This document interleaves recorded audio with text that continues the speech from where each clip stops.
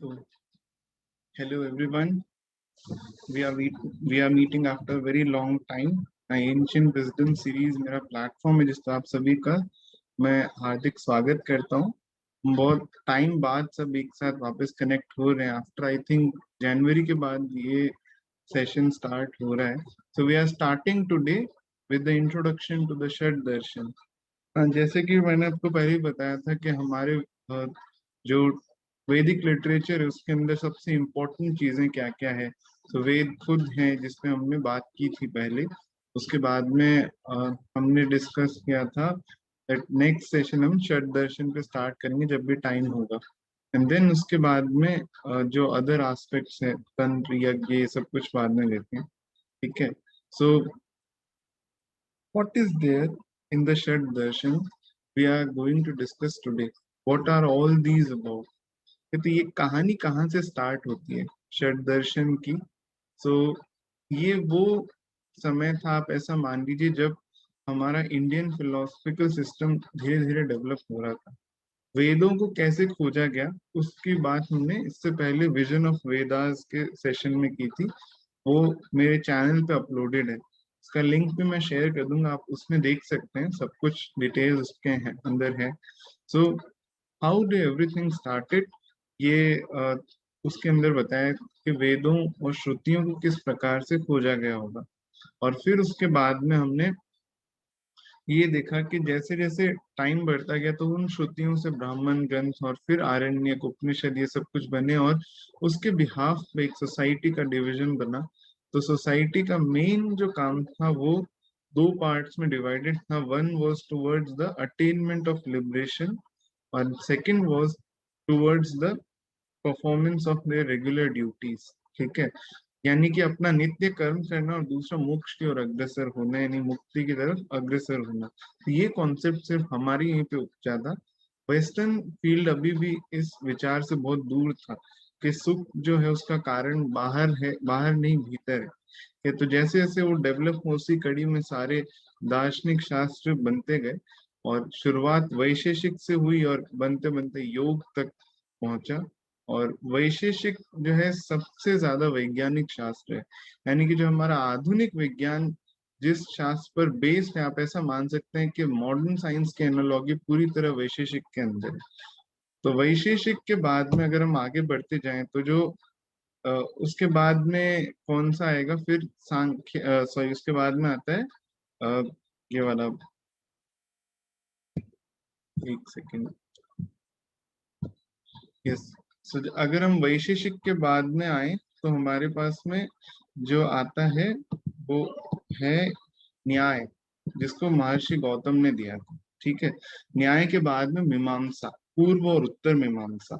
मीमांसा शास्त्र के बाद में फिर जो है सांख्य की बात होती है, और सांख्य के बाद योग की। तो इन्हें किन्होंने खोजा था, और ये सब क्या क्या है इनके अंदर, इसको हम आज डिस्कस करेंगे, और फिर आने वाले समय में इंडिविजुअली हम एक एक दर्शन को लेंगे। ठीक है, so let us start with our presentation.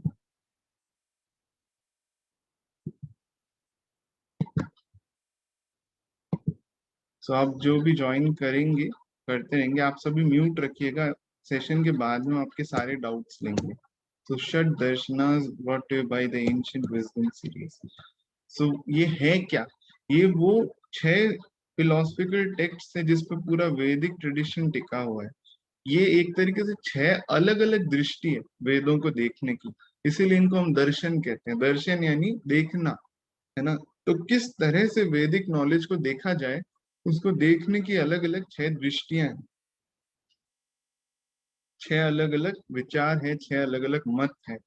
और ये है तो अलग अलग, पर फिर भी एक ही में मर्ज्ड है, विलीन है।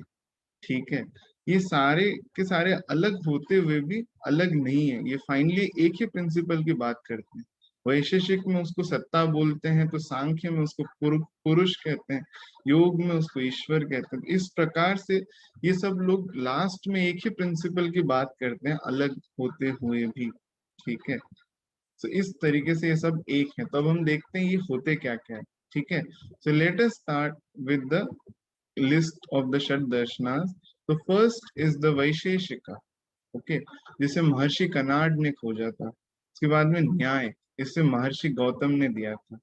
पूर्व मीमांसा, 2 तरह की मीमांसा है, पूर्व और उत्तर। पूर्व मीमांसा महर्षि जैमिनी द्वारा दी गई थी, और उत्तर मीमांसा महर्षि व्यास द्वारा। सांख्य कपिल मुनि द्वारा दिया गया, और योग महर्षि पतंजलि द्वारा। है, तो ये है षट दर्शन, उनकी गणना के वो है क्या क्या। उसके बाद हम एक एक षट दर्शन को अब लेंगे और उसके बारे में चर्चा करेंगे। तो पहला षट दर्शन है वैशेषिक। इसको किसने दिया था? महर्षि कनाड ने। सो वैशेषिक वास्तव में देखा जाए तो वर्ल्ड की सबसे पाथ ब्रेकिंग डिस्कवरी है। इससे बड़ी डिस्कवरी मैं नहीं मानता कि अभी तक जो हमारा एंशियंट विजडम था उसमें वैशेषिक बहुत बड़ा डिस्कवरी था। सो अपने आप में सबसे पहला बड़ा डिस्कवरी था। ये एग्जैक्टली उसी तरीके से इस संसार को देखता है जैसे आज का आधुनिक विज्ञान देखता है। वैशेषिक और आधुनिक विज्ञान में कोई अंतर नहीं है, क्योंकि ये भी जो है पूरे संसार को तत्व या एलिमेंट्स में बांटता है। फाइनली फोर्सेस है, तो फोर्स जैसे मॉडर्न साइंस कैसे इस यूनिवर्स को डिवाइड करता है कि there is matter and there is energy. ठीक है, तत्व यानी कि पदार्थ है और ऊर्जा है, तो उनको हम अलग अलग देखते हैं। पदार्थ और ऊर्जा एक है, पदार्थ और ऊर्जा के बीच में संबंध है। तो ये सब कुछ जिस प्रकार से जो आधुनिक विज्ञान है वो देखता है, उसी तरीके से वैशेषिक भी ऐसी ही दृष्टि से इस पूरे संसार को देखते हैं। इसलिए जो आधुनिक वैज्ञानिक है उनको वैशेषिक बहुत पसंद आता है। उन्हें बाकी दर्शन इतने हॉन्ट करे ना करे, पर वैशेषिक के अंदर उनको आधुनिक विज्ञान की झलक अवश्य मिलती है। क्योंकि इसका जो मूल सिद्धांत क्या है वैशेषिक का, वो है ऑब्जर्व करना। हाँ, उसके अंदर कोई भी लॉजिकल एस्पेक्ट की बात नहीं होती, चर्चा की बजाय वो कहते हैं देखो क्या है और क्या नहीं है, what is and what is not. You have to first look and then see and experience. Okay, so according to the philosophical aspect it has a lower value, क्योंकि यहीं से शुरुआत हुई थी। ऐसे कोई भी हायर या लोअर नहीं है, हर दर्शन का अपना महत्व है। लेकिन जैसे हम कहते हैं, जैसे गिन जो हम ABCD ये और I पढ़ते हैं, तो ये सब कुछ लोअर नॉलेज नहीं है, लेकिन ये बेसिक नॉलेज है। ठीक है, इसके ऊपर फिर आगे दूसरी शिक्षा की नींव, भाषा की नींव सब कुछ इसके ऊपर रखी जाती है। तो इसी प्रकार से ये सबसे मौलिक या कह सकते हैं कि बेसिक नॉलेज है दर्शन का। और पर अगर हम इसमें अगर आधुनिक विज्ञान का पर्सपेक्टिव देखें तो वो इसी को सबसे बड़ा दर्शन मानते हैं। वो कहते हैं कि बाकी दर्शनों से सबसे बड़ा दर्शन वैशेषिक है, क्योंकि आज की जो खोज हम करते हैं वैशेषिक ने भी वही खोज इतने साल पहले की थी। इसलिए अगर दार्शनिक या फिलोसफिकल एस्पेक्ट से देखें तो ये बहुत बेसिक है। वो कहते हैं कि ये तो बनना शुरू हुआ था, फिलोसफी का बेस बना था, इसके बाद में इसके ऊपर न्याय से तो फिलोसफी स्टार्ट होती है। लेकिन अगर वैज्ञानिक दृष्टिकोण से देखें वो कहते हैं कि नहीं, सबसे बड़ा तो वैशेषिक है, बाकी सब तो शायद डेवलप होते होते फिर वैशेषिक बना हो। तो देखते हैं कि आधुनिक विज्ञान कभी फिर और आगे दूसरे दार्शनिक जो चिंतन है वहां तक पहुंचता है नहीं पहुंचता है, तो हमें भविष्य में पता चलेगा। तो वैशेषिक का आधुनिक विज्ञान से इतना सम्मिलन क्यों है? क्योंकि उसका सिद्धांत भी है कि पहले देखो क्या है और क्या नहीं है। ठीक है, इस पर वो देखते हैं। जैसे तत्व क्या है, पदार्थ क्या है। ठीक है, पदार्थ की मौलिक चीज क्या है, what is the basis of the matter, matter का सबसे बेसिक चीज क्या है। ठीक है, फिर एनर्जी क्या है। तो इन सब के वो देखते हैं, और वो है या नहीं है जिसकी हम बात करते हैं, इस पर भी वो देखते हैं। तो ये टोटली एक्सपीरियंस पर बेस्ड है, या कह सकते हैं कि ऑब्जर्वेशन पर बेस्ड दर्शन है। इसमें लॉजिक नहीं होता, इसमें सिर्फ इस पे बात की जाती है कि क्या है और क्या नहीं है। ठीक है, तो मॉडर्न साइंस और वैशेषिक कह सकते हैं एक ही सिक्के के दो पहलू। हम मॉडर्न साइंस में भी ये देखते हैं क्या है और क्या क्या है। सबसे पहले तो उसकी बात करते हैं। ठीक है, तो what is there, just look. उसमें हम बस फर्क ये है कि उसको हम पांच इंद्रियों से बाहर की तरफ खोजते हैं, और यहाँ पे इंद्रियों से परे जाकर के भीतर ही खोजते हैं, पर खोजते एक ही चीज है कि क्या है और क्या नहीं है। ठीक है, तो वैशेषिक और इसका हमने अभी बात करी कि वैशेषिक में बाहर अंदर दोनों में ही हम खोज जारी रखते हैं, पर मॉडर्न साइंस में सिर्फ बाहर की तरफ खोज जारी रखते हैं कि पांच इंद्रियों से ही खोजा जाता है। बट वैशेषिक पांच इंद्रियों से परे दोनों जगह खोजते हैं कि बाहर और अंदर क्या है और क्या नहीं है। सो इसका विजन बड़ा ही क्लियर है। So Vaisheshik starts with the definition and classification of both of the basic elements of the creation. So creation के basic elements को classify करते करते वो आगे बढ़ता है। और वैशेषिक की शुरुआत कैसी होती है, वो धर्म की व्याख्या करते हुए बढ़ते हैं कि धर्म क्या है। हाँ, सो धर्म को वो कितनी सुंदर तरीके से व्याख्या करते हैं। ऐसा सुंदर व्याख्यान शायद ही कोई दार्शनिक शास्त्र आज तक करता हो। तो कहते हैं अथा तो धर्म व्याख्या श्यामः। तो धर्म क्या है वैशेषिक के अकॉर्डिंग, यह तो अभ्युदय निश्रेय सिद्धि सधर्म। क्या मतलब हुआ कि धर्म वो है जिससे अभ्युदय और निश्रेयस की प्राप्ति हो। तो देखते हैं ये दोनों क्या होते हैं। अभ्युदय का मतलब होता है कि जो हमारा वर्तमान स्तर है हमारी चेतना का, उसमें वृद्धि होके वह स्तर और ऊंचा हो। चेतना का ज्ञान या चेतना का जो स्तर अभी का हमारा है वो और बढ़े।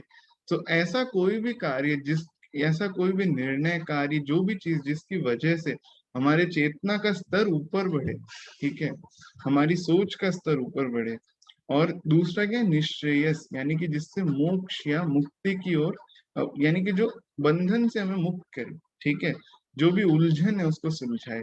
तो कोई भी ऐसी चीज उसे धर्म कहेंगे। ठीक है, बहुत सिंपल और क्लियर डेफिनेशन है, कोई कॉम्प्लिकेटेड चीज ही नहीं। कहते हैं सिंपली दो ही चीजें देखो कि क्या उसमें क्या तुम्हें वो अपलिफ्ट करता है, does it uplift your consciousness, क्या तुम्हें हल्कापन लेके आता है तुम्हारे अंदर, क्या मुस्कुराहट लेके आता है, और दूसरी चीज क्या तुम्हें उलझनों से सुलझाता है। अगर ऐसा कुछ भी है वो धर्म के, उसी को अपनाना चाहिए। और वो कहते हैं कि ये कहाँ से सीखना है, ये कहाँ से देखना है, तो वो कहते हैं ये तुम्हारी मर्जी है। That teaching tradition text which explains this धर्म इज अथॉरिटेटिव। वो ये नहीं कहते कि तुम यहाँ जाओ बस यही यही है। जैसे अगर दूसरे रिलीजन्स की बात करें तो वो क्या कहते हैं, जो बाइबल, जैसे क्रिश्चियंस कहते हैं जो बाइबल में लिखा वही धर्म है। जो इस्लामिक रिलीजन फॉलो करते हैं, कुरान में लिखा है वही धर्म, उसी को फॉलो करना। बट वैशेषिक क्या कहते हैं, तुम्हें जहां से अभ्युदय और निश्रेयस मिल जाए, यानी कि जो तुम्हारी कॉन्शियसनेस को अपलिफ्ट करे और तुम्हें हल्कापन लेके आए, तुम्हें उलझनों से बाहर निकाले, जो भी ऐसी चीज है वो धर्म है। अब वो तुम्हें कहाँ से मिलता है वो तुम्हारे ऊपर है, बस जहां से मिल जाए बस वो धर्म, उसे स्वीकार कर लो। उसके बाद में वैशेषिक द्रव्य गुण और कर्म की बात करते हैं, और फिर सत्ता की। तो देखते हैं क्या है द्रव्य, मतलब कि जो पदार्थ जो बाहर हैं, जो एग्जिस्ट करते हैं, उन्हें हम द्रव्य कहते हैं। उन पदार्थ की जो कैरेक्टरिस्टिक्स है, उस मैटर की जो कैरेक्टरिस्टिक्स है वो गुण है, और उसका जो इंटरैक्शन है वो कर्म है।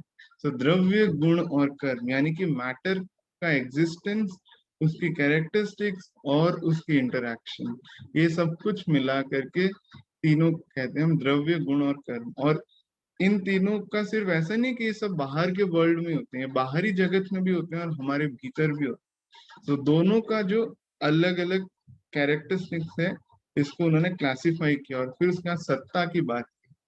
तो अकॉर्डिंग, जिसको हम कहते हैं ना कि अल्टीमेटली सब मर्ज होते हैं, तो ईश्वर के चर्चा पर, या फिर जो हाईएस्ट कॉन्शियसनेस है, वहां पे सब आकर के दर्शन एक साथ मर्ज होते हैं।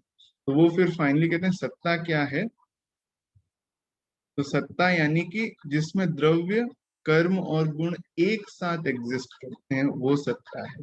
जो द्रव्य को, गुणों को और कर्म को एक साथ समेट ले, वही सत्ता है। ये वैशेषिक का सिद्धांत है, जो वो कहते हैं कि what is beyond these, so that thing which is having all these three is the satta, is the highest authority, or that which is holding everything, which is the basis of everything, is satta. So इसके बाद में सबसे fascinating चीज क्या है इसके बारे में, है ना, कि ये बहुत ही ज्यादा फैसिनेटिंग है वैशेषिक के बारे में, वो है अणु और परमाणु का कॉन्सेप्ट। महर्षि कनाड ने शायद 4-5 हजार साल पहले बता दिया था कि अगर हम पदार्थ को बांटेंगे तो सबसे जो बेसिक एलिमेंट वो अणु आएगा, और अणु को बांटने पे उसके बाद में हमें परम अणु मिलेगा। यानी कि पदार्थ को जब डिवाइड करेंगे तो अणु यानी एटम, और परमाणु यानी न्यूक्लियस या सब एटॉमिक पार्टिकल्स में डिवाइड होगा। इस चीज का व्याख्यान दिया, और इसी वजह से जब मॉडर्न साइंस ने पहली बार एटम और उसके स्ट्रक्चर की बात की, तब उन्हें पता चला कि वास्तव में वेद क्या है। उसके पहले उन्हें कभी वेदों का नॉलेज हमेशा एक बिलीफ या विश्वास लगता था, लेकिन उसके बाद में उन्हें समझ में आया कि वास्तव में वेद क्या है, वो किस सच्चाई की बात कर रहे हैं, उससे पर्दा हटा। सो वो सच्चाई सबके सामने उजागर हुई, जो महर्षि कनाड ने 4-5 हजार साल पहले बताई थी कि पदार्थ अणु और परमाणु के अंदर होता है। So this was given such so many years back. What a fascinating. And then ये हमारा प्राइमरी टेक्स्ट है। इसका प्योर, अगर इसको मैं कंक्लूड करूँ ना कि वैशेषिक वास्तव में क्या है, तो ये हमारा इंडियन फिलोसफी का सबसे बेसिक टेक्स्ट है, जिसमें प्योर साइंटिफिक विजन है कि क्या है और क्या नहीं है, उसको देखो तुम बस, ठीक है। और इसमें इन्वॉल्वमेंट ऑफ लॉजिक नहीं है, ठीक है, ये प्योरली ऑब्जर्वेशन पर बेस्ड विज्ञान है। तो सिर्फ देखो क्या है क्या नहीं है, वैशेषिक का दृष्टि। इसके बाद हम आते हैं न्याय पे। तो न्याय को महर्षि गौतम ने डिस्क्राइब किया था। तो महर्षि गौतम ने लॉजिक को पकड़ा, बिकॉज वैशेषिक ने ऑब्जर्वेशन को पकड़ा। तो जिस चीज से हम ऑब्जर्व करते हैं या जिस चीज से हम समझते हैं, हम नॉलेज किस तरीके से ग्रहण करते हैं, ये पूरा अंदर का जो इंटेलेक्चुअल सर्किट है, इसको महर्षि गौतम ने पकड़ा न्याय के अंदर। सो न्याय का मतलब क्या होता है, ये पहले हम देखते हैं कि कोई भी आदमी, कोई भी व्यक्ति, घटना, परिस्थिति के हिसाब से हम हमेशा कोई कंक्लूजन पे पहुंचते हैं, किसी निर्णय पे पहुंचते हैं, ठीक है। किसी भी ज्ञान का अंतिम जो लक्ष्य है, वो हमें किसी न किसी निर्णय तक पहुंचाने का होता है। पर वो निर्णय ठीक है या नहीं है, वो निर्णय जिस पे हम पहुंचे वो सही है या नहीं है, उसको परखने की जो कला है वो न्याय है, ठीक है। जैसे कोर्ट के अंदर क्या होता है, एक प्रोसिक्यूशन होता है, एक डिफेंस होता है ना, न्यायाधीश कहते हैं ना हम जो कोर्ट में जज बैठता है। तो प्रोसिक्यूशन और डिफेंस दोनों अपने अपने ओपिनियंस देते हैं, और फिर जज जो होता है उसका रोल होता है कि देखना कि कौन सही है और कौन गलत है, ठीक है, किसका ओपिनियन सही हो रहा है, किसका ओपिनियन सही नहीं होता है। तो तो इसी प्रकार से ये न्याय का रोल है कि हमने जो सीखा है वो ठीक है या नहीं है, उसको परखने की कला है।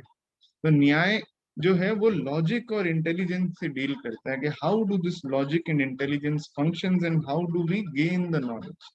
ठीक है, इस पे बात करते हैं। और नॉलेज को प्राप्त करने के मार्ग क्या क्या, what are the means of knowledge. ठीक है, तो न्याय क्या कहता है कि अगर सत्य को पहचानना हो, कि किसी भी बात को आपको पूरी तरीके से इस निर्णय पे पहुंचना है कि वो सत्य है या नहीं है, तो आपको इन 16 चीजों का ज्ञान होना बहुत जरूरी है। अब ये 16 चीज क्या है, हम मेनली इसी को देखते हैं। तो वो कहते हैं पहला है प्रमाण, यानी कि वो चीज सही मतलब वो चीज नॉलेज ठीक है तो उसका कोई ना कोई प्रमाण होना चाहिए कि हाँ दैट उसका कोई प्रूफ एग्जिस्ट करता है। दूसरा प्रमेय, अच्छा वो जो सही नॉलेज है, जैसे वेद को प्रमाण मानते हैं कि चलो ये वेदों की अथॉरिटी से लिया गया तो ये ठीक है क्या, फिर कहते हैं प्रमेय कि ऑब्जेक्ट क्या है उसका, किस तरीके से उसको पाए, किस सोर्स से पाए। तो नॉलेज और उसका सोर्स, ये दोनों को हमें परखना पड़ता है। तीसरा संशय, डाउट्स का नॉलेज भी होना चाहिए कि हमने जो ज्ञान पाया उसमें संशय कितना है, इसको भी देखते हैं। चौथी चीज प्रयोजन, किस पर्पज से हम उसको देखते हैं। पांचवी चीज दृष्टांत, यानी कि उसका ऐसा कोई और भी पहले कोई एग्जाम्पल या ऐसा कोई है ना जैसे कोई घटना है उससे हम किसी नतीजे पे पहुंचे तो हम इससे पहले की ऐसी सेम घटना को देखते हैं कि ऐसा पहले कुछ हुआ है क्या, उसका दृष्टांत क्या है। उसके बाद सिद्धांत यानी प्रिंसिपल्स, सिद्धांत की इंपॉर्टेंस क्या है। फॉर एग्जाम्पल किसी ने ये लिख दिया कि मैंने गेंद को जब छत से फेंका तो वो ऊपर गई, तो ये बात को हम कैसे प्रूव करते हैं कि ये गलत है, बिकॉज ये गुरुत्वाकर्षण के सिद्धांत के ऑपोजिट है ना, ग्रेविटेशनल लॉज को अपोज करता है। अगर छत से फेंकेंगे तो नीचे आएगी, ऊपर नहीं जाएगी। इसको हमने कैसे प्रूव किया, according to the principles we have. तो इसलिए सिद्धांत का ज्ञान बहुत जरूरी है। पांचवा अव्यय, अव्यय का क्या मतलब, सॉरी अव्यय का क्या मतलब हुआ, मेंबर्स, यानी कि अ, किन किस व्यक्ति या सोर्स से हम वो नॉलेज को एक्वायर कर रहे हैं। आठवीं चीज तर्क का ज्ञान होना बहुत जरूरी। तर्क मतलब कॉन्फ्यूटेशन या लॉजिक, यानी कि वो चीज लॉजिकल है या नहीं। जैसे कि मैं ये कहूँ कि है ना चने खा, फॉर एग्जाम्पल आपको ये पता है कि दाल से प्रोटीन मिलता है, ठीक है। अब कोई ये कहता है कि चने से प्रोटीन मिलता है, तो चना और दाल एक एक ही कैटेगरी में आते हैं, तो ये चीज लॉजिकल है, ठीक है। तो वो लॉजिकल होना चाहिए वो बात जिसको भी हम देख रहे हैं, ठीक है। फिर नौवीं चीज क्या है, निर्णय, है ना, उससे कोई कंक्लूजन पहुंचना चाहिए। जैसे हमने जो भी नॉलेज एक्वायर किया उससे अगर कोई कंक्लूजन या नतीजा नहीं निकलता तो उसके हिसाब से भी हम परखते हैं। 10वीं चीज है वाद, यानी कि उस पे क्या क्या चर्चा हो चुकी है, उस पे मत क्या क्या रखे गए हैं अभी तक। जैसे अणु और परमाणु का सिद्धांत है, या फिर मॉडर्न साइंस में जो एटम्स का कॉन्सेप्ट है उस पे जे जे थॉमसन का ओपिनियन हम देखते हैं, फिर रदरफोर्ड का ओपिनियन देखते हैं, नील बोर का ओपिनियन देखते हैं। तो हम ओपिनियंस को भी मायने रखते हैं, उससे हम नॉलेज का एक्वायर करते हैं। जल्प यानी आर्ग्यूमेंट या क्वायरिंग, ये तो देखो कि कहीं वो झगड़ा करने के लिए या फिर सिर्फ आपको परेशान करने के लिए तो वो आर्ग्यूमेंट नहीं रखा गया है। वितन यानी कि अननेसेसरी आर्ग्यूमेंट तो नहीं कर रहे हैं जिसकी जरूरत नहीं है। हेत्वाभास पॉलिसी, ये बहुत इंपॉर्टेंट है कि ये वही चीज होगी जो मैंने बताया कि मैंने ऊपर से फेंका और वो ऊपर गया, तो ये जो स्टेटमेंट है ये नहीं, सॉरी हेत्वाभास पॉलिसी का मतलब है कि जो दिख रहा है, ये बहुत इंपॉर्टेंट है इसमें, कि दिखने और होने में फर्क होता है। जैसे कौवा बैठा और डाली टूट गई, तो लगा कि ऐसा क्या हुआ कि कौवे के बैठने से डाली गिरी, लेकिन ये हेत्वाभास है, ये पॉलिसी है, ये सिर्फ धोखा है नजर का। जैसे हम वो फोटो खिंचवाते हैं ना, ऐसे रखते हैं सूरज हाथ में आ जाता है, दिस इज कॉल्ड हेत्वाभास। आभास होता है पर है नहीं, ठीक है, इस पे परख की जाती है। क्रिटिसिज्म, क्या उसके ऊपर क्या क्या अभी तक क्रिटिसाइज कर चुके हैं उस नॉलेज को, क्या क्रिटिक्स क्या बोलते हैं उस पर, ठीक है। फिर जाति, उसका मतलब पॉइंटलेस या यूजलेस तो नहीं है कोई भी चीज। ये वही बात होगी कि कोई कहता है कि आप है ना, फॉर एग्जाम्पल पॉइंटलेस चीजें कैसी होती है, मतलब कुछ भी ऐसी चीज मान लो कि जिसका कोई सेंस ही नहीं निकलता। कोई कहता है कि है ना दाल खाने से प्रोटीन बनता है, तो क्या चलो कच्चा ही खा जाते हैं उसको, ठीक है। ये सब कुछ पॉइंटलेस चीजें होती हैं, ठीक है। और भी कुछ ऐसा हो सकता है जो बिल्कुल ही आपको लगे यार ये क्या बेतुकी की बात है, तो इससे भी परखना होता है, ये बेतुका तो नहीं है, ठीक है। और फिर निग्रह स्थान, यानी कि when it is not established, यानी कि उसके हम क्या निकालते हैं, क्या हम परखते हैं कि उसके एक्सेप्शनल रूल्स क्या क्या है। जैसे एटम के स्ट्रक्चर से भी एक्सेप्शनल रूल्स होते हैं कि इस कंडीशन में ये रूल फॉलो होता है, इसमें फॉलो नहीं होता है। तो एक्सेप्शंस को भी नजर में रखते हैं। तो इन 16 चीजों का जब नॉलेज हमें बराबर हो जाता है, फिर ऐसा नहीं कि यहाँ तक रुकते हैं, वो पूरे न्याय दर्शन में इन्हीं 16 चीजों को और खोलते जाते हैं और ओपन करते जाते हैं। सो अकॉर्डिंग टू हिम, ज्ञान प्राप्त करने का सोर्स क्या है, अनुभव या मेमोरी। या तो हम याद करके ज्ञान को प्राप्त करते हैं, या मतलब पुराने एक्सपीरियंसेस से प्राप्त करते हैं, या फिर नए एक्सपीरियंसेस को अनुभव करके प्राप्त करते हैं। उस अनुभव के बाद में क्या होता है, उसका हम देखते हैं कि वो सही, वो वैलिड है या नॉन वैलिड अनुभव, ठीक है। नॉन वैलिड होगा तो उसमें डाउट है या एरर है या फिर आर्ग्यूमेंट है, जो हाइपोथेटिकल आर्ग्यूमेंट है, जो स्टेब्लिश्ड नहीं है। अगर इन तीनों चीजों में से है, तो वो नॉन वैलिड अनुभव है। और वैलिड अनुभव क्या है, जो कि सामने दिखा है, प्रत्यक्ष है, या फिर हमने सही से उसको अनुभव, जैसे धुआं लगा तो मतलब धुआं दिखा मतलब आग लगी है कहीं पे, है ना। धुआं दिख, ये अनुमान हो गया। कहीं से धुआं दिख रहा है तो आग तो नहीं दिख रही, पर धुआं दिखते ही क्या अनुमान लगा, आग लगी है कहीं में। या उसके बाद में कंपैरिजन, ना हम एग्जिस्टिंग चीज से कंपेयर करके उसको अनुभव करते हैं कि पिछली बार, है ना, मैंने ये दवाई का डोज दिया कितना था, इस बार बढ़ा के देखता हूँ क्या फर्क पड़ता है। दिस इज कॉल्ड कंपैरिजन, उपमान। और टेस्टिमनी, किसी के, और जैसे हम आज भी साइंटिफिक जर्नल्स में कुछ किताबें इनको स्टैंडर्ड मानते हैं, भाई उसने लिख दिया तो बात सही है। तो हम टेस्टिमनी या शब्द से प्राप्त करते हैं कि भाई उसने कहा है, उसके कहने पर हम अपना ज्ञान को प्राप्त करते हैं। So this is how he describes that how our logic and intelligence functions. थोड़ा सा पहले शुरुआत में आपको लगेगा कि ये थोड़ा हल्का बोरिंग है, बट जब हम न्याय दर्शन कभी लेंगे तो उसको और ढंग से पढ़ेंगे, ठीक है, तब समझ में आएगा। उसका एक एक एग्जाम्पल लेके पढ़ेंगे। अभी तो टाइम भी कम होता है, मतलब बहुत ज्यादा टाइम नहीं लेते, इसलिए थोड़ा जल्दी चलते हैं। तो ये क्रिटिकल एनालिसिस पे डील करता है, नॉलेज और ट्रुथ के। ये एक प्रोसेस ऑफ लर्निंग है कि हम कैसे सीखते हैं, हम कैसे नॉलेज को गेन करते हैं, ठीक है। उस पर एक डीपर दृष्टि। सो दिस वाज द न्याय फिलोसफी। देखिए कितना गहरा है ये। उसके बाद में पूर्व मीमांसा, इसको किसने दिया, महर्षि जैमिनी ने। तो जैमिनी की पूर्व मीमांसा के अंदर क्या है, महर्षि जैमिनी की पूर्व मीमांसा के अंदर, तो ये थोड़ा क्लोज्ड दर्शन है कंपैरेटिवली बाकी पांच के। बाकी पांच जो है वो थोड़े साइंटिफिक और ओपन है, पर जो मीमांसा, स्पेशली पूर्व मीमांसा, थोड़ा क्लोज्ड है। क्यों है, क्योंकि उसमें एक चीज है कि वो लोग, ऐसी स्कूल्स जो मीमांसा पढ़ाते हैं, वो कहते हैं सिर्फ वेद ही हाईएस्ट अथॉरिटी है, और जो वेदों में है बस वही सही है, और जो उसमें नहीं है उसको हम एक्सेप्ट ही नहीं करते, ठीक है। तो मीमांसा स्कूल्स हर उस चीज को रिजेक्ट करते हैं जो श्रुतियों या फिर स्मृतियों में नहीं है, ठीक है। मीमांसा वाले ऐसा करने के बावजूद भी इसमें एनॉमली क्या है कि वो ऐसा नहीं कि वेदों को कंप्लीटली ब्लाइंडली बिलीव कर लें। वो कहते हैं कि जो वेदों में नहीं उसको हम एक्सेप्ट नहीं करेंगे, पर इसका मतलब ये नहीं कि वेदों की हर चीज को हम बिना एनालाइज के एक्सेप्ट कर लें। हम उसको भी क्रिटिकली एनालाइज करेंगे, पर सिर्फ उसको करेंगे, और किसी चीज को हम झांकेंगे भी नहीं। तो this is the school of Mimamsa. So वो क्या करते हैं कि they are not close for objective analysis, मतलब वो एनालाइज करने के खिलाफ नहीं, पर वो कहते हैं जो वेद में है बस उसी को एनालाइज करेंगे, बाहर है उसको नहीं करेंगे।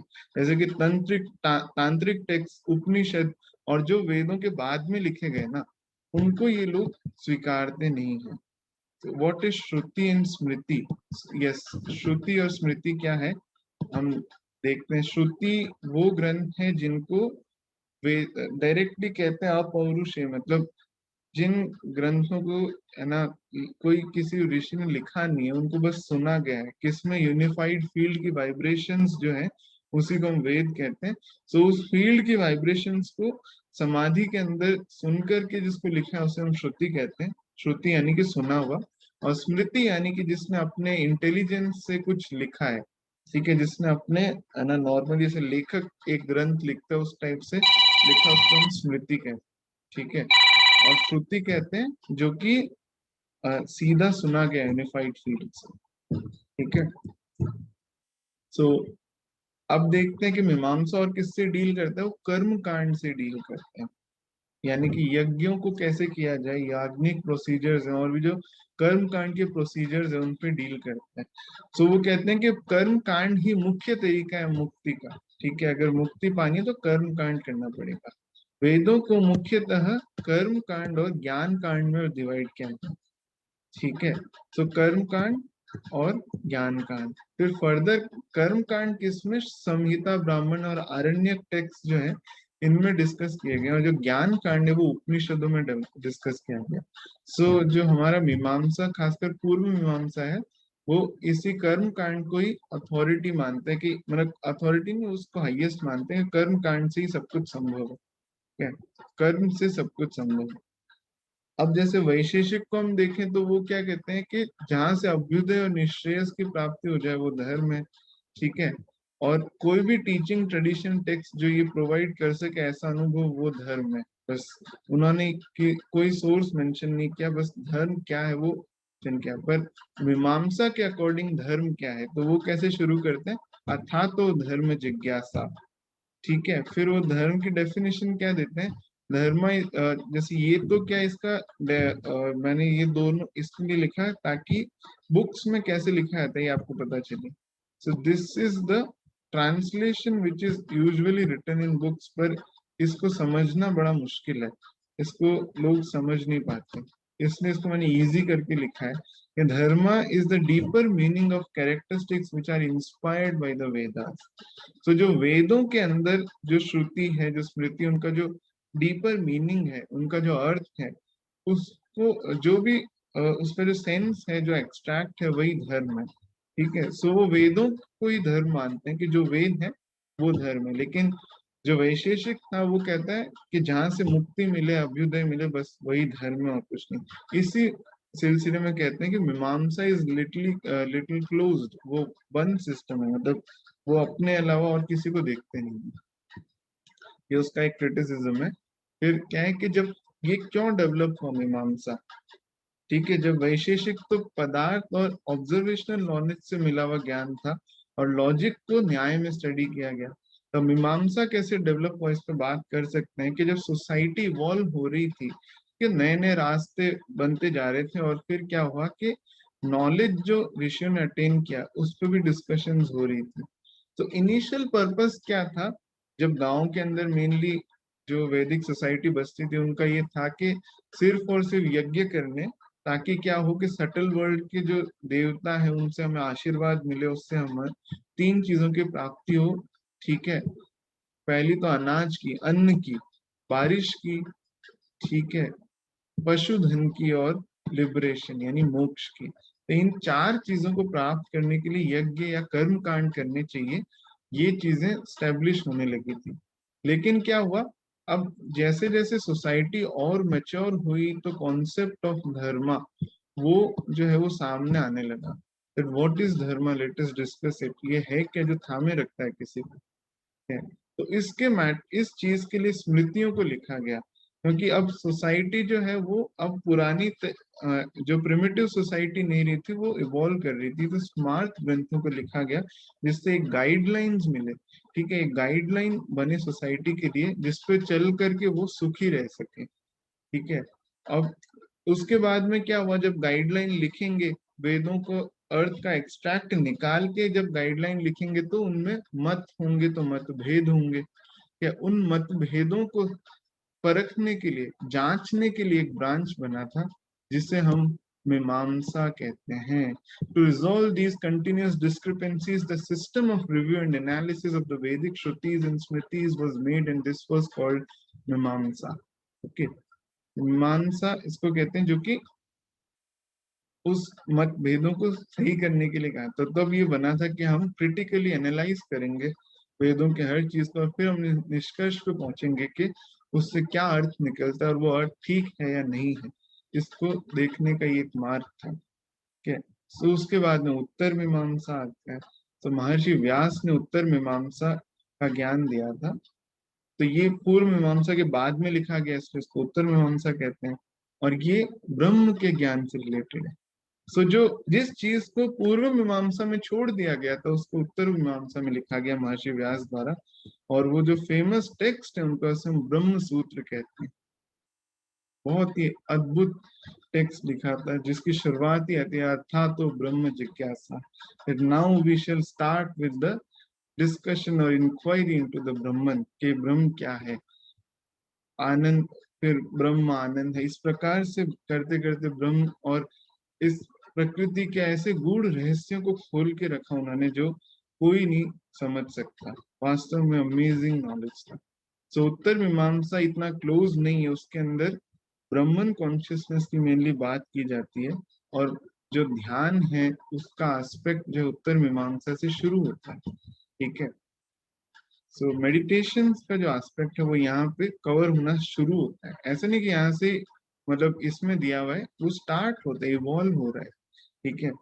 और ये लिबरेशन का तरीका, जैसे यज्ञ जो होते हैं एक्सटर्नल यज्ञ जो बाहर किया जाता है, जो उसको पंडित स्वाहाकार की आहुति से करते हैं, एक जो अंतर यज्ञ होता है इनर यजना, ठीक है, उसकी बात उत्तर मीमांसा में की गई है, that how to do the internal yajana, external से इंटरनल, इसको हम मेडिटेशन के नाम से जानते हैं। तो वो धीरे धीरे यहाँ कवर होना शुरू हुआ और मुक्ति का जो मार्ग है वो उत्तर मीमांसा से प्रत्यक्ष होना शुरू हुआ था। तो इस संसार के बारे में, जीवन के बारे में, जन्म और मृत्यु के बारे में ऐसे गूढ़ रहस्यों की बात उसमें की गई। और जो इस प्रकृति के सबसे गहनतम रहस्य उसको खोल के रखा है इसमें। और परोक्ष यज्ञ की भी बात की गई कि प्रकृति किस प्रकार से यज्ञ करती है, कैसे पांचवी आहुति में जल से पुरुष का जन्म होता है, किस प्रकार ये सब कुछ, ये एक्चुअली है तो साइंटिफिक प्रोसीजर्स ही है, बट उस टाइम पे जिस टेक्निकल वे में उन्होंने समझाया वो देखने लायक है। ठीक है। This is an amazing thing to see. तो Uttar Mimamsa and Brahma Sutra is one and the same thing. It's mostly Uttar Mimamsa का एक पार्ट है ब्रह्म सूत्र। ठीक है। So it's fascinating knowledge for the seekers of truth, जो सत्य को परखना चाहते हैं, जानना चाहते हैं, उनके लिए ये सबसे बड़ा नॉलेज है, मतलब बहुत ही एक इम्पोर्टेंट एस्पेक्ट है उत्तर मीमांसा का ज्ञान। ठीक है। तो उसके बाद में हम सांख्य पर आते हैं जिसको कपिल मुनि ने लिखा। तो सांख्य क्या, लिटरल मीनिंग क्या होता है संख्या, सांख्य का संख्या करना यानी काउंट करना, फिंगर्स पे काउंट करना, मतलब हर चीज पे जिसको हम गिनते हैं ना उसको सांख्य कहते हैं। So counting the tattvas one reaches the truth, तो तत्वों को गिनते गिनते सत्य तक पहुंचना ये सांख्य की कला है, गणना करते करते पहुंच जाना। तो वो कहते हैं सुख और दुख को समझो कि सुख क्या है, दुख क्या है। उसके बाद में सुख और उसका ग्रेडेशन क्या है, नीचे के निम्न स्तरों का सुख क्या, ऊंचे उच्च स्तरों का सुख क्या है, जो इंद्रियों का सुख है उसके परे वैचारिक सुख है और उसके परे आत्मा का सुख है। इन तीनों को धीरे धीरे परखो, जानो, है ना, दो इनको समझो। अटेनमेंट ऑफ दैट हाईएस्ट सुख इज द गोल ऑफ सांख्य, कि उस परम सुख को प्राप्त करना सांख्य का लक्ष्य है। तो वो पदार्थ के बाद में पांच इंद्रियों को, और इंद्रियों से चार जो अंतःकरण है, ये फोर इनर फैकल्टीज को डिस्क्राइब करते हैं, मन बुद्धि चित्त अहंकार। ठीक है।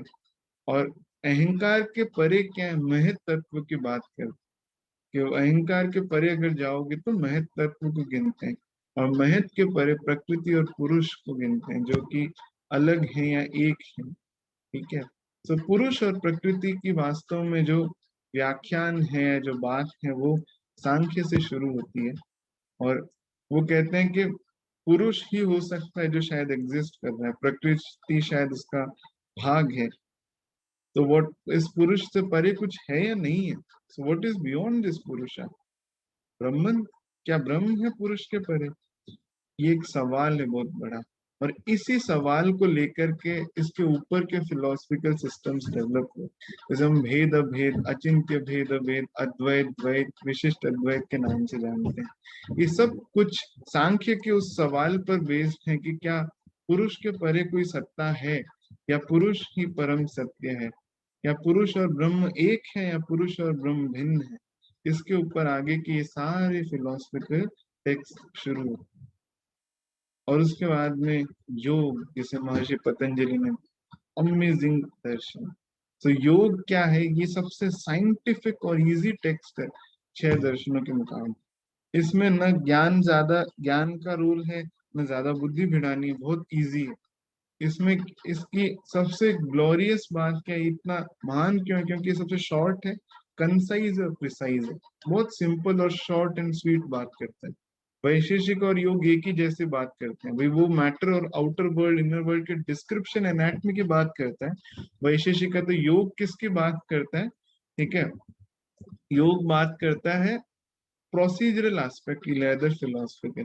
इसमें भी ज्यादा दिमाग का भेजामारी नहीं है, इसमें टेक्निक्स है ना, टेक्निक से कैसे हम उस स्थिति को प्राप्त कर सकते हैं उसकी बात कही गई।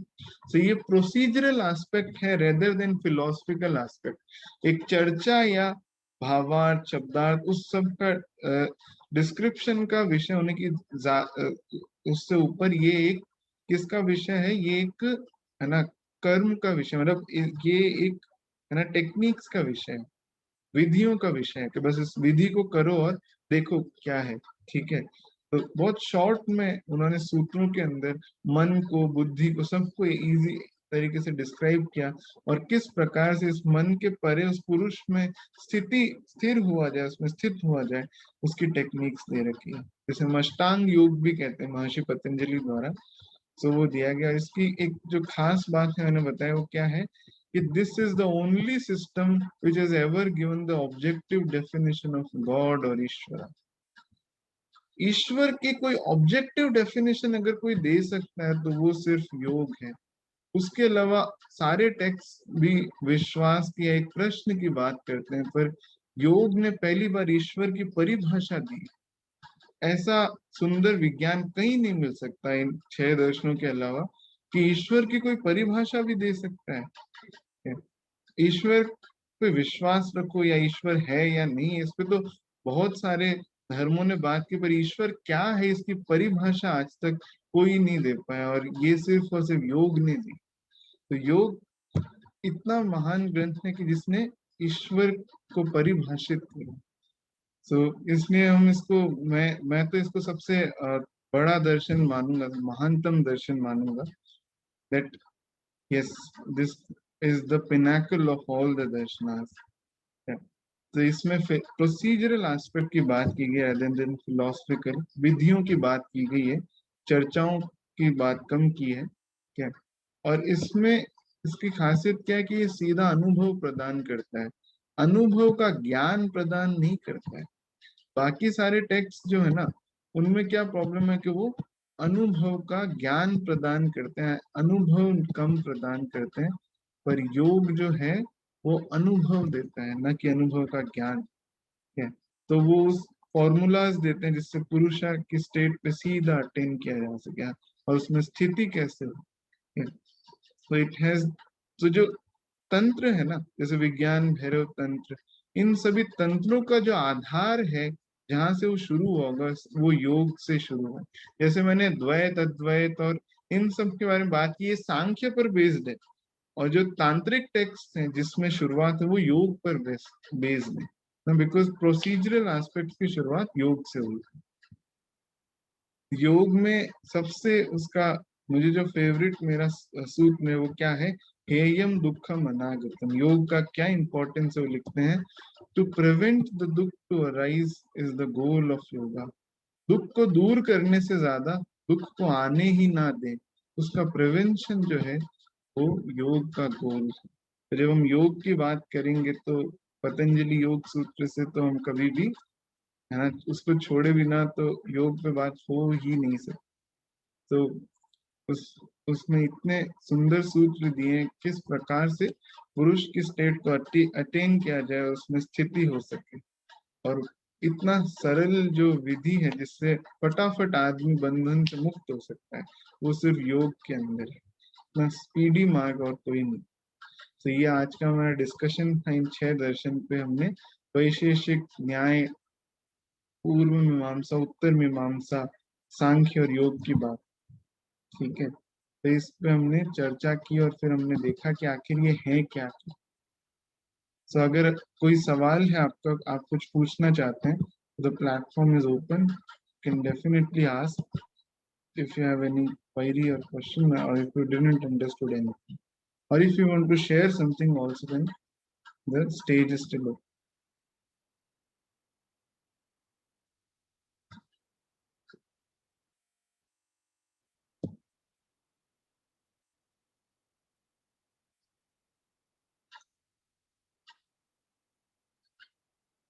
Yes, you can write in chat box also if you feel that you cannot open your.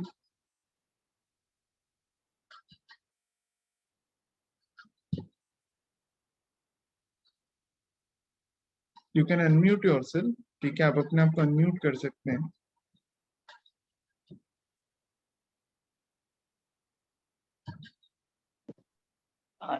निश्चय, एक सवाल है. Yes. जैसे कि मतलब मैंने पहले का वो तो अटेंड नहीं किया है, तो मुझे ये नहीं पता कि मतलब ये जितने भी षड दर्शन है ये सारे वेद के आने के बाद आए. वेद के आने के बाद.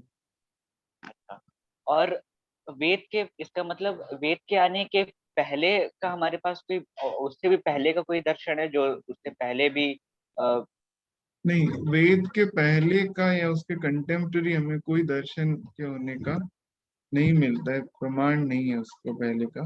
ठीक है, तो जितने भी दर्शन है उसमें वेदों की बात की गई है. इससे ये सिद्ध होता है कि सारे के सारे दर्शन वेदों के बाद नहीं आए थे. ठीक है.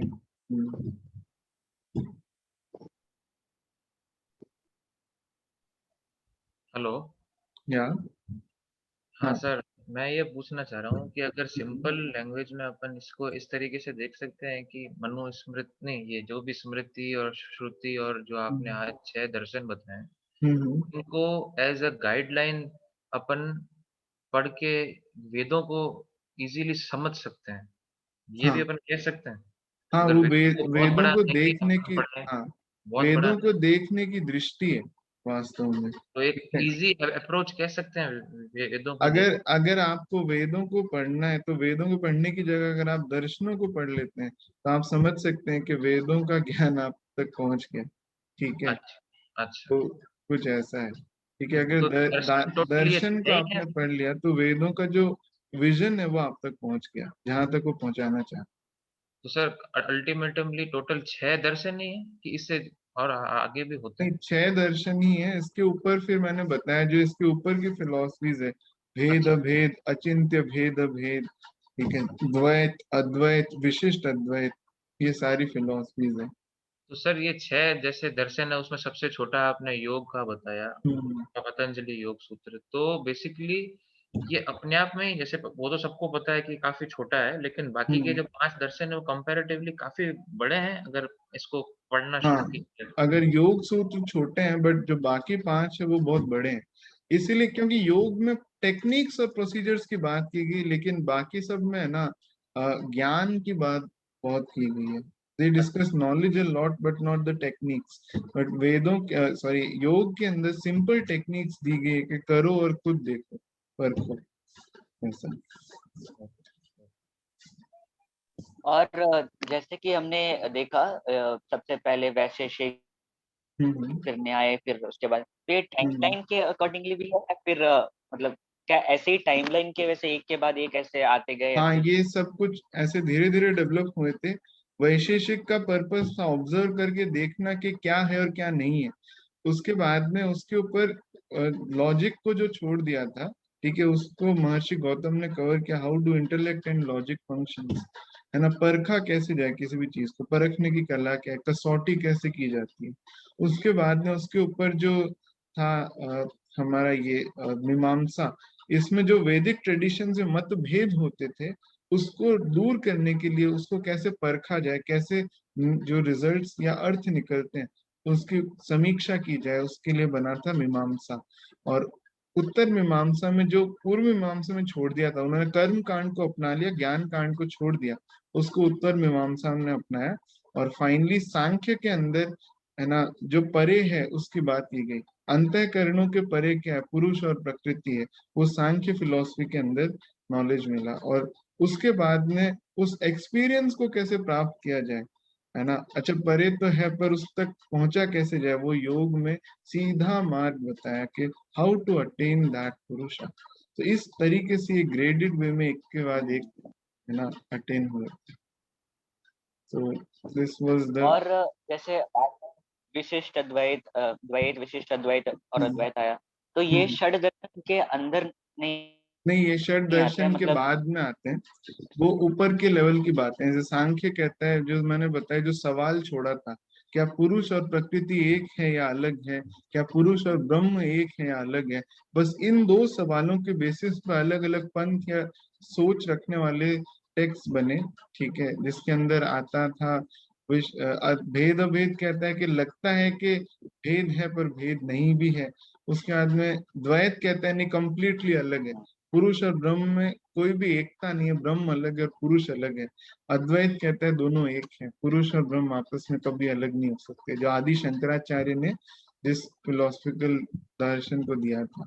और उसके बाद में रामानुजनाचार्य ने विशिष्ट अद्वैत दिया, जिसमें वो कहते हैं एक अनार की तरह ले लो, एक अनार को काट के देखोगे तो उसके अंदर, अनार की परिधि के अंदर जैसे अनार के दाने होते हैं, उसी तरीके से ब्रह्म के अंदर पुरुष मौजूद है, ठीक है। लेकिन वो उसमें भिन्नता होते हुए भी वो एक ही अनार का दाना लगते हैं। तो बस एक छोटा सा एंगल उन्होंने चेंज किया, उन्होंने बताया कि अलग लगता हो सकता है, लेकिन वो एक है और अलग भी है।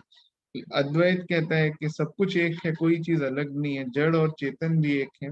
और द्वैत कहता है सब कुछ अलग अलग है, ठीक है। तो इसके, ये जो मैंने सवाल छोड़ा था ना सांख्य के अंदर, क्या क्या ब्रह्म और पुरुष एक है, क्या प्रकृति और पुरुष एक है, उस सवाल को लेकर के आगे 7-8 सिस्टम डेवलप हो गए, ठीक है। इसीलिए इसका बहुत इम्पोर्टेंस है। वो हर बार वो सारे सिस्टम सांख्य और योग को ही कोट करते हैं। उनको जब अपनी अथॉरिटी चाहिए होती है तो वो सांख्य को या योग को कोट करके authority. So this was the system of philosophy. भैया एक शॉर्ट के अंदर पूछना चाहूंगा दो क्वेश्चन। जड़ और चेतन क्या, जड़ मतलब कुछ भी नहीं जड़ दिखता? मतलब जो 5 इंद्रियों से अनुभव कर सकते हैं, जो जी, 5 इंद्रियों के परे, वो चेतन अच्छा। और भैया एक लास्ट चीज की, ये मनुस्मृति को बहुत से लोग गलत तरीके से देखते हैं, तो है। ऐसी कितनी स्मृतियां हैं और कितनी श्रुतियां हैं? टोटल स्मृतियां तो बहुत है, श्रुतियां तो हमारे 4 वेदों की 4 ही है, ठीक है। अच्छा। स्मार्त ग्रंथ काफी ज्यादा है। स्मार्त ग्रंथों को वास्तव में उस टाइम की सोसाइटी को गाइड करने के लिए बनाया। जैसे आज हम गोत्र सिस्टम अपनाते हैं, है ना, मैरिज कैसे होनी है, सिस्टम ऑफ अंत्येष्टि कैसे होनी है, ये सब कुछ स्मार्त ग्रंथों के अंदर लिखा हुआ है। यज्ञ कैसे होने हैं, स्मार्त यज्ञ है कैसे किए जाने हैं, उपनयन, ये जो हमारे 16 संस्कार होते हैं, ये सब कुछ स्मार्ट, कैसे होते हैं। स्मार्ट क्या होता है, स्मार्ट क्या? स्मार्त यानी स्मृतियों से जो मिला हुआ है उसे स्मार्त अच्छा, कहते हैं। हाँ। स्मार्ट, स्मार्ट भी स्मृतियों का एक पार्ट है? स्मार्त मतलब जो स्मृति से लिया गया है, ठीक है। अच्छा अच्छा अच्छा अच्छा। तो इस टाइप से श्रुति और स्मृति को अलग अलग रखते हुए, मतलब ये सब कुछ बना था। स्मृति, स्मृतियां कितनी है टोटल? स्मृतियां टोटल, उसका नंबर अलग अलग है, कुछ स्मृतियों को काउंट करते हैं और कुछ को काउंट नहीं भी करते हैं, पर 21 तो है अभी तक, मान लीजिए, ठीक है। और मनुस्मृति को सर इतना क्यों ऐसा बोला गया कि उसमें फीमेल के लिए सही नहीं बताया गया है भैया? देखो, तो उसको जब मुझे ऐसा लगता है कि शायद मैन्युपुलेटेड भी हो सकता है, क्योंकि अच्छा उसको अगर आप ढंग से देखें तो, जिसको संस्कृत का नॉलेज है, उसके कई श्लोक जो है ना, जैसे अनुष्टुप में लिखते हैं, या जो श्लोक का मीटर होता है उस मीटर में नहीं बैठते। इसका मतलब अच्छा। हो सकता है उससे कोई छेड़छाड़ भी की गई हो किसी ओके ने, ओके। ठीक है। उस टाइम पे कोई परखने का सिस्टम तो होता नहीं था, मतलब उसको।